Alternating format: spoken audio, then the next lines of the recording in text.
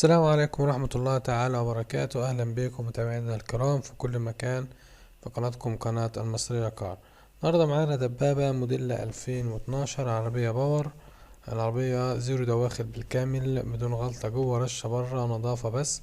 العربية راكب لها بطارية جديدة، طقم كاوتش حالته فوق 70%، حالة كويسة. العربية فيها شدة كاملة، فيها طقم صيانة معمول لها من كل حاجة، مكنة وطبعا وفتيس وعفشة ولا جر ولا كلمة. العربية مش محتاجة مصروف نهائي، العربية فيها رخصة سارية مرور المحلة، فيها لشهر 7 الجاي. مطلوب في العربية دي 260,000. رقم التليفون للتواصل 012 29706120.